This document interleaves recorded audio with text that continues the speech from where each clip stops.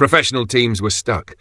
An unnamed volunteer stepped forward with a plan so simple it made the commander laugh. 20 minutes later, that same commander froze when he saw 47 people walking out alive. From which city in the world are you watching this video today? If you enjoyed this story of hidden strength and unrecognized heroes, consider subscribing for more tales of those who serve without seeking credit.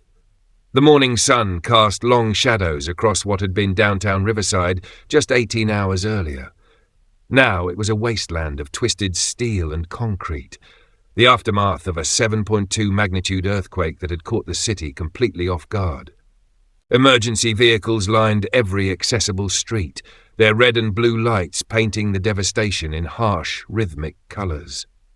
Commander Jake Morrison stood before the collapsed Meridian Tower, a 15-story residential building that had pancaked into itself, trapping an estimated 200 people beneath tons of debris.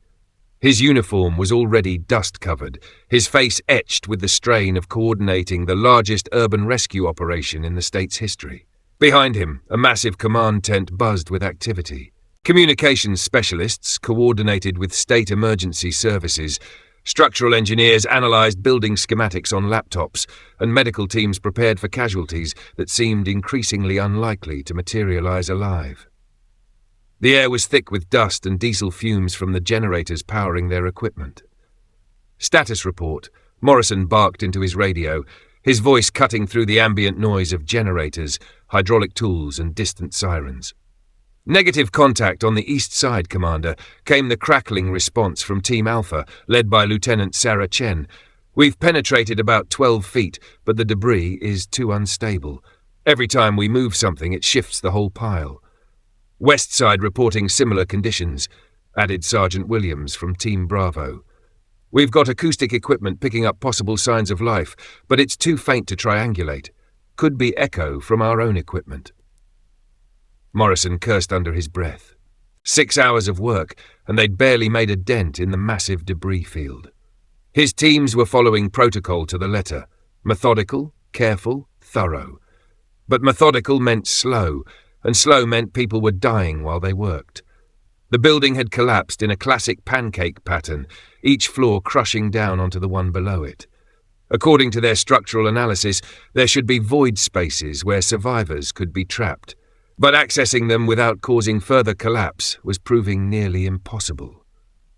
Every piece of debris they moved threatened the stability of everything around it.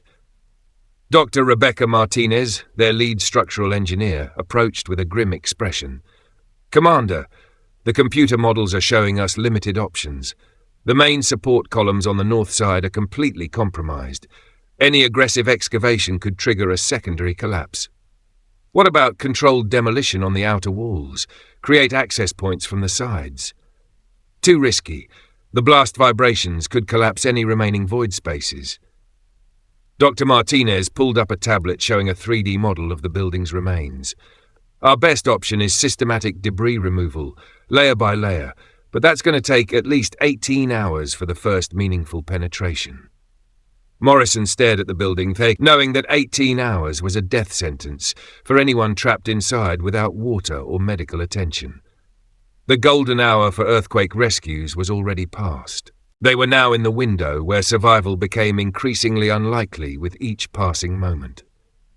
Among the crowd of volunteers who had gathered to help, Elena Vasquez stood quietly, studying the building's remains with practiced eyes. At 52, she had the weathered appearance of someone who had spent years working with her hands.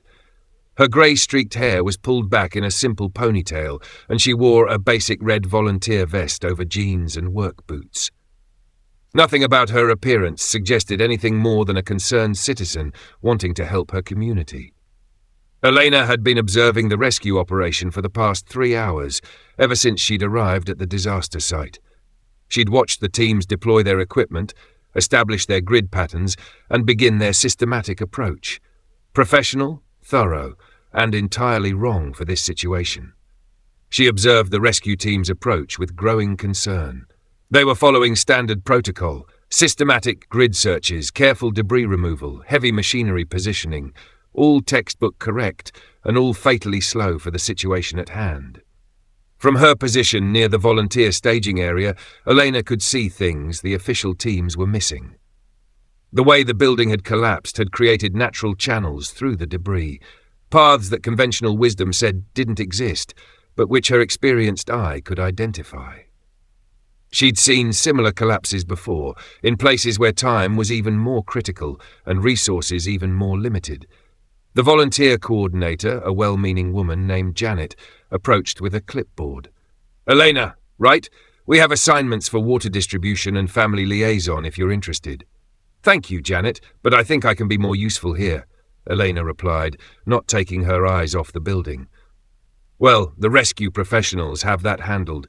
We need to stay out of their way and focus on what volunteers do best: support services." Elena nodded politely, but remained in position. She'd heard the same thing in Haiti, in the Philippines, in Turkey. Well-meaning coordinators keeping potentially useful people away from the actual rescue work because they didn't have the right credentials or uniforms. She approached the command post where Morrison was coordinating with his team leaders. The conversation was tense, technical, focused on equipment limitations and structural engineering concerns. "Excuse me," Elena said quietly, her voice barely audible over the operational noise. Morrison didn't look up from his tactical map, which showed the building divided into search grids with progress markers for each team. "Ma'am, volunteers need to check in at the staging area." "Commander, I think there's a faster way to reach the survivors." This got Morrison's attention. He looked up, taking in Elena's unremarkable appearance with obvious irritation. After 6 hours of coordinating rescue operations, the last thing he needed was another well-meaning civilian with theories based on television shows. "Ma'am, I appreciate your concern, but we have professional engineers and rescue specialists handling the technical aspects of this operation." Elena gestured toward the building, specifically pointing to the northwest corner. "The collapse pattern suggests the stairwell on the northwest corner might still be partially intact, if you could access it from the parking garage level. But the equipment Elena brought, that wasn't the kind of gear a volunteer should have." "Lady," Morrison interrupted, his patience clearly strained after hours of stress and limited progress, "this isn't a movie. Real rescue operations require specialized equipment, structural analysis, and years of training. We can't just start digging random holes based on hunches." Several rescue workers had stopped to listen, their expressions ranging from sympathy to amusement. One of them, a younger specialist named Rodriguez, chuckled quietly. He'd been on the job for 3 years and had encountered plenty of civilians who thought they knew better than the professionals. "Commander's right, ma'am. These pancake collapses are incredibly dangerous. One wrong move and we could kill everyone inside," Rodriguez said, his tone condescending but not unkind. Elena remained calm, her eyes never leaving the debris field. She could see what they couldn't or wouldn't. The slight difference in how the concrete had fallen, the way certain sections had landed, creating natural supports that the computer models wouldn't account for. "I understand the risks, but your current approach is going to take 18 hours minimum. The people trapped in the air pockets don't have 18 hours. Morrison's face flushed with annoyance. He was already under pressure from city officials, state emergency management, and news crews wanting updates on the rescue progress. The last thing he needed was a civilian questioning his methods in front of his team. "Ma'am, with all due respect, unless you have a degree in structural engineering or 15 years of urban rescue experience, I'm going to have to ask you to step back and let the professionals handle this." Dr. Martinez nodded in support of Morrison. "We've run multiple computer simulations of this collapse. The approach we're taking is the safest and most likely to succeed. Alternative access points could destabilize the entire structure." Elena looked around at the assembled professionals, trained, experienced, following every protocol in the book, and completely missing the obvious solution. "Commander, what if I told you I do have 15 years of urban rescue experience? Then I'd ask to see your credentials and wonder why you're dressed like a volunteer instead of coordinating with our command structure," Morrison replied curtly. Elena fell silent, recognizing the futility of arguing without revealing her background. She nodded politely and stepped back from the command post, but she didn't leave the area. Instead, she positioned herself where she could observe the entire operation while appearing to simply wait for volunteer assignments. For the next 3 hours, Elena watched as the rescue teams made painfully slow progress. Their methodical approach was technically sound but agonizingly inefficient. They were treating the building like a construction project instead of a rescue operation. At 2:47 p.m., her patience ran out. A section of debris on the building's north side shifted unexpectedly, triggering a minor cascade that forced the rescue teams to evacuate their positions. As they regrouped, arguing about the safest way to proceed, Elena quietly walked to her pickup truck. The vehicle was parked among dozens of other volunteers' cars and emergency vehicles. To casual observers, it looked like any other contractor's truck, well used, practical, unremarkable. But Elena had made specific modifications over the years, and it carried equipment that most civilians would never need. From the vehicle, she retrieved equipment that didn't match her volunteer appearance: professional-grade rappelling gear that bore military markings, a tactical headlamp with infrared capabilities, and a compact radio system that looked military-grade.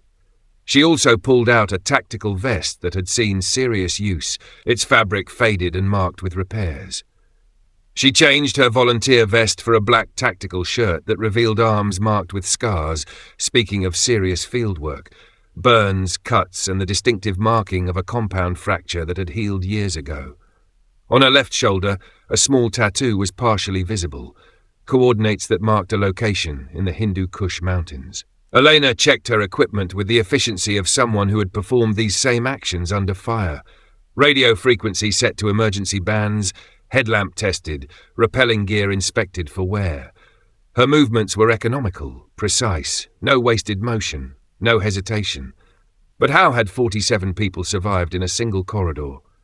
Elena approached the debris field from an angle the rescue teams hadn't considered, moving with practiced efficiency. She identified a gap in the rubble that aligned with her structural assessment, a space where the building's collapse had created a natural pathway, invisible to the computer models, but obvious to someone who had crawled through similar ruins in Afghanistan, Iraq, and half a dozen other countries, where buildings collapsed under hostile fire rather than natural disasters. She checked her equipment one final time, secured her radio to emergency frequency, and began her descent into the darkness. The route was treacherous, a twisted path through concrete and steel that required her to squeeze through spaces barely wide enough for her shoulders, crawl across unstable debris, and navigate by headlamp through absolute darkness. But it was passable, and it led in the direction her analysis suggested. 20 minutes into her descent, Elena heard voices. "Hello? Can anyone hear me? Please, we're trapped in here." Elena keyed her radio. "Command. This is Vasquez. I have eyes on 47 survivors in the northwest air pocket. They're alive, but we need immediate extraction. I'm marking the access point now." She activated a chemical light stick and dropped it at the access point, creating a clear marker for the rescue teams above. Morrison grabbed his radio, his voice tight with disbelief and anger. "Who the hell is this? How did you get on our frequency?" "Focus on the rescue, Commander. I'm sending up a survivor now." Elena had reached a space where the building's stairwell had partially survived the collapse, creating an air pocket large enough to hold nearly 50 people. They were injured, dehydrated, and terrified, but alive. A young mother clutched her infant, an elderly man sat against a wall with what looked like a broken arm, and teenagers huddled together for warmth. "Is someone really there? Are we going to get out?" asked a woman whose voice Elena recognized from the radio transmission. "Yes. You're going to get out. I'm Elena. I'm here to help. We're going to take this slow and careful, one at a time." Elena began the extraction process, helping the most mobile survivors navigate the route she had used to descend. It required careful coaching. The path was dangerous, but it was the fastest way out. Through the gap Elena had discovered, a young woman emerged, covered in dust but alive. The rescue teams above stared in amazement as she crawled from an opening they hadn't even known existed. Then another survivor appeared, and another. The rescue teams stared in amazement as survivors began appearing from a section of the building they had deemed inaccessible. Elena had found a route through the debris that their computer models had missed, accessing the largest surviving air pocket in the structure. Dr. Martinez grabbed her tablet, pulling up the building schematics. This is impossible. According to our structural analysis, that section should have completely collapsed. Ma'am, Rodriguez called down to the opening, his earlier condescension replaced by confusion and respect. How many people are down there? Elena's voice echoed from below. 47 confirmed. No serious injuries in this group. But there's another pocket about 30 meters southeast of here. Different access point needed. Morrison was about to apologize, but that insignia on Elena's uniform changed everything. As the stream of survivors continued, Morrison approached the opening where Elena had descended. His expression had shifted from anger to confusion to something approaching respect. In 30 years of emergency services, he had never seen anything like this. Each survivor who emerged told the same story. They had been trapped in the stairwell when the building collapsed, creating a pocket of space that protected them from the crushing debris. They had heard the rescue teams working above, but hadn't been able to make contact until Elena appeared.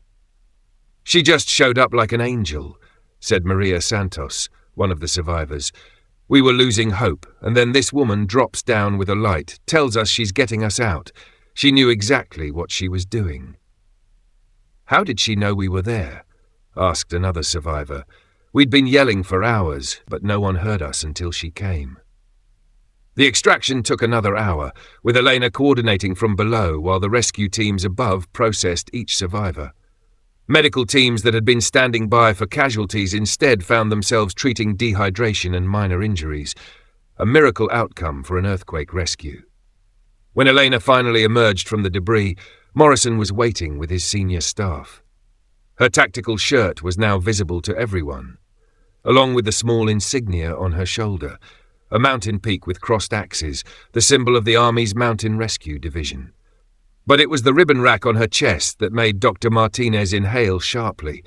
Decorations that included a Distinguished Service Cross, a Bronze Star with V device, and several medals she didn't recognize. "Ma'am," Morrison said, his earlier dismissiveness completely gone, "I believe we owe you an explanation, and an apology." Elena wiped dust from her face, revealing features that were weathered but sharp, eyes that missed nothing. The soft-spoken volunteer had been replaced by something else entirely, someone accustomed to command, to making life-and-death decisions under pressure. Colonel Elena Vasquez retired, 22 years Army Mountain Rescue, 3 years with FEMA's Urban Search and Rescue Task Force. The rescue workers stood in stunned silence. They had been working alongside one of the most experienced disaster response specialists in the country, and they had dismissed her as an untrained volunteer. Lieutenant Chen, who had been coordinating Team Alpha, stepped forward. "Colonel, your service record, why wasn't it flagged in our briefings? We coordinate with all certified rescue personnel." "Because I'm not here in an official capacity, Lieutenant. I'm retired, living quietly, helping where I can." Rodriguez, who had chuckled at her earlier, stepped forward with obvious embarrassment. "Colonel, I apologize for my earlier attitude. Why didn't you identify yourself initially?" Elena shouldered her gear, preparing to return to the debris field. "Because rank doesn't save lives, Specialist. Results do, and we still have people to find." Morrison found himself reassessing everything he thought he knew about command structure and professional hierarchy. "Colonel, what do you need from us?" "Access to your heavy equipment, your structural engineers, and no more questions about my qualifications." Elena pointed to the southeast section of the building. "We have about 4 hours of daylight left and at least 60 more people to bring home." "Doctor," Martinez approached with her tablet showing the building schematics. "Colonel, if you could show us how you identified that access route, it might help us understand what we're missing in our analysis." Elena studied the schematic for a moment, then marked several areas with a stylus. Computer models assume uniform debris distribution, but reality is messier. The building's elevator shaft created a natural support column here, the parking garage level provided a buffer zone here, and the way the stairwell was constructed meant it could survive partial collapse if approached from this angle. She handed the tablet back to Martinez. Your models are accurate for what they're designed to do, prevent further collapse and ensure worker safety. But sometimes you need someone willing to take calculated risks that the manual doesn't cover. For the remainder of the operation, Elena took tactical command while Morrison handled logistics and coordination. Her expertise, combined with the rescue team's equipment and manpower, transformed the operation from a slow, methodical process into an efficient, life-saving machine. They identified and accessed 3 more air pockets, extracting an additional 80 survivors. Elena's unconventional approach, combined with the team's professional support, achieved results that neither could have accomplished alone. By sunset, they had extracted 127 survivors from the Meridian Tower, a rescue total that exceeded any previous urban disaster response in the region's history. The next morning, Morrison's background check on Elena revealed a puzzle that only deepened his curiosity and respect. Her service record was heavily redacted, with most deployments classified above his clearance level. Her commendations included medals he'd never heard of, and her retirement 3 years earlier had been abrupt and without explanation. Why were the traces of a disbanded unit still redacted in the files? Lieutenant Chen knocked on Morrison's office door with a folder in her hands. "Commander, I've been working on that background check you requested.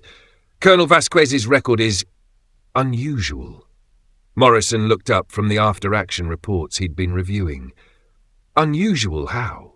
"Most of her operational history is classified, but I was able to piece together some information through contacts at the Pentagon. The Mountain Rescue Division she served with was disbanded in 2019, officially due to budget cuts and reorganization." Chen opened the folder, revealing documents with heavy redaction marks. But according to several sources, the unit wasn't disbanded, it was transferred to black budget operations. The personnel were either reassigned to other units or offered retirement packages with full benefits. And Colonel Vasquez chose retirement? Apparently. But here's the interesting part. There are rumors in special operations circles about ghost units, former military specialists who work as civilian contractors for situations that require unofficial responses. Morrison studied the documents, noting the extent of the redaction. What kind of situations? Disaster response in hostile territories, rescue operations in politically sensitive areas, technical extractions that governments can't officially acknowledge. Chen pulled out a newspaper clipping from 3 years ago. There was an incident in Afghanistan. A medical facility was evacuated just hours before Taliban forces overran the area. The official report credited local forces, but medical personnel reported seeing American specialists who weren't supposed to be there. And you think Colonel Vasquez was involved? I think Colonel Vasquez has been very busy since her retirement, just not in any official capacity. That evening, Elena called Morrison from her next assignment. The conversation revealed layers of complexity he hadn't imagined. "Commander, some operations exist in the spaces between official channels. When disasters happen in remote areas, or when political situations complicate standard response protocols, certain people are called upon to handle things quietly." Elena's voice carried weariness as she explained her retirement. "Afghanistan, 2021. My unit was evacuating a medical facility ahead of Taliban advance. The facility was treating wounded from all sides, American forces, Afghan army, Taliban fighters, civilians." Morrison listened without interruption, sensing the importance of what she was sharing. "My orders were to extract only Americans and Allied personnel, leave the Taliban wounded behind. Command said taking enemy combatants would compromise operational security, create diplomatic complications." Elena's voice grew harder. "I had 30 seconds to decide. Follow orders and let wounded men die, or violate direct orders and extract everyone." Riverside wasn't a coincidence. Elena had been waiting for months. "What did you choose?" "I chose the mission I could live with. We extracted everyone, Americans, allies, civilians, even the Taliban fighters. No one died on my watch that day." Elena paused. "But when we returned to base, I was informed that my decision had created diplomatic complications. The Taliban fighters we saved were later used as propaganda tools." Morrison began to understand. "They blamed you for the political fallout. They offered me a choice. accept a desk assignment at the Pentagon, keep quiet about the operation, and finish my career pushing papers, or retire with full honours and never speak about what happened. Elena laughed bitterly. Some choice. So you chose to operate outside the system. I chose to operate where the mission is always clear. Save lives, ask questions later. No politicians, no bureaucrats, no diplomatic concerns. Just people who need help and someone willing to help them. Elena's voice softened slightly. Commander, what happened in Riverside wasn't luck or coincidence. I've been positioned here for 6 months, monitoring seismic activity. When you're responsible for emergency response where official help might not arrive in time, you prepare. Morrison felt a chill of recognition. You've been here for months, waiting for this disaster? I've been here hoping I was wrong about the earthquake predictions, but when you've seen what I've seen, disasters where help arrived too late, where bureaucracy killed people while politicians worried about jurisdiction, you learn to be prepared for the worst-case scenario. 3 weeks later, Elena found herself in Alexandria, Virginia, meeting Director Hayes, a woman with the same weathered hands and alert eyes that spoke of extensive fieldwork. The office was nondescript, the kind of place that existed in the grey areas between official government agencies. Colonel, you've been operating alone for 3 years. Impressive, but unsustainable. What happens when you encounter a situation too large for one person to handle? Elena sat straight in her chair, defensive. I adapt, I improvise, I find a way. And what happens when you burn out, or get injured, or make a mistake because you're operating without backup? Hayes leaned forward. Colonel, you're one of the most effective emergency response specialists in the world, but even you have limitations. Hayes slid a folder across the desk. We call it the Emergency Response Coordination Network, ERCN. We handle disasters that fall through the cracks of official response. Natural disasters in hostile territories, rescue operations in politically sensitive areas, technical extractions that require creative interpretations of jurisdiction. Elena opened the folder, seeing familiar names, veterans with reputations for impossible rescues and off-the-books operations. People she'd heard of but never met, legends in the special operations community who had disappeared from official records but continued working in the shadows. Currently, 37 operatives worldwide, each operating with independence but with coordination and support when needed. Resources you've never had access to, satellite imagery, real-time intelligence, medical support teams, specialized equipment, extraction capabilities. And this wouldn't be her last solo operation. What's the catch? No catch, but there are requirements. You report your operations to a central coordination unit, not for approval, but for awareness and potential support.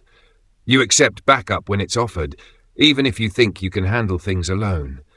And you work with other operatives when operations require it. Elena thought about her conversation with Morrison, about the loneliness of operating in shadows where no one understood the weight of decisions made in crisis moments. What kind of resources are we talking about? Satellite imagery, real-time intelligence analysis, medical support teams, extraction capabilities, specialized equipment, coordination with official agencies when possible. Hayes paused. And something you've never had, people who understand why you do what you do. Elena stood up, extending her hand to Director Hayes. When do I start? You started 3 years ago, Colonel. We're just making it official. 6 months later, Elena found herself working with a team for the first time in years. A 6.8 earthquake had struck remote Nepal, trapping victims in a collapsed monastery at 14,000 feet altitude. Official rescue teams couldn't operate at that elevation with their equipment, and political tensions prevented military assistance. Elena's team consisted of herself, 2 other former military operators with high-altitude experience, a medical specialist trained in emergency medicine, and a communications coordinator who maintained constant contact with satellite intelligence. They had resources Elena had never imagined. Real-time structural analysis, weather monitoring, medical equipment designed for extreme conditions, and extraction capabilities that could handle evacuations from locations no official agency could reach. The monastery had been built into the mountainside, its ancient stone construction providing both challenges and opportunities for rescue operations. The earthquake had caused a partial collapse of the main building, trapping monks and visitors in underground chambers that served as both storage areas and meditation spaces. Dr. James Park, the team's medical specialist, coordinated with Elena on triage priorities. We've identified at least 43 people in the lower chambers. Some have been trapped for 4 days without adequate water or warmth. Hypothermia is going to be our primary concern. Marcus Chen, one of the former Special Operations members, had experience with high-altitude rescues in similar terrain. The traditional access routes are blocked, but there's a service tunnel that connects to the monastery's water system. It's narrow, but it leads directly to the trapped area. Elena studied the approach options, feeling the familiar weight of command responsibility, but also the comfort of working with people who understood the stakes. Weather window gives us 6 hours before the next storm system moves in. That's enough time if we work efficiently. The operation proceeded with a precision that Elena had never experienced working alone. Each team member contributed specialized expertise while Elena coordinated overall strategy. They extracted all 43 survivors, including 12 children, who had been on a cultural exchange visit when the earthquake struck. As their helicopter lifted off from the evacuation site, Elena felt something she hadn't experienced in years. The satisfaction of a perfectly executed operation with no compromises, no political considerations, no bureaucratic limitations. Just skilled people working together to save lives. Her radio crackled with Morrison's voice. "Elena, this is Commander Morrison. Just wanted to let you know we've been monitoring your operation through official channels. Outstanding work." Elena smiled, looking down at the rescued survivors huddled in blankets below her. "Thanks, Commander. It's good to have backup." "How's the team approach working out for you?" Elena glanced at her teammates, each of whom had contributed expertise she could never have provided alone. Marcus had identified the access route, Dr. Park had managed critical medical interventions at altitude, and their communications coordinator had maintained constant contact with weather services and extraction assets. I have to admit, it has its advantages. Any regrets about leaving the solo act behind? Elena watched the Himalayan peaks passing below, their snow-covered summits glowing in the late afternoon sun. Somewhere out there other disasters were developing. Other people would need help. Other impossible rescues would require someone willing to go where official channels feared to tread. "Commander, some missions are too important for one person to handle alone. It just took me a while to remember that." The helicopter turned toward their extraction point, where a larger aircraft waited to transport the survivors to medical facilities in Kathmandu. Elena's radio buzzed with reports from other ERCN operatives around the world, a volcanic evacuation in Indonesia, a maritime rescue in the South Pacific, a chemical spill response in Eastern Europe. For the first time in years, Elena wasn't planning her next mission alone. She was part of something larger, something that operated in the spaces between official channels, but with the resources and support that multiplied individual effectiveness exponentially. As they approached their landing zone, Elena began reviewing intelligence reports for her next assignment, a developing situation in the Caribbean, where hurricane damage had created conditions that conventional disaster response couldn't address. But this time, she wouldn't be going alone. Some missions required the precision of a single expert working in shadow. Others required the coordinated expertise of a team that understood both the mission and the stakes. Elena had finally learned the difference.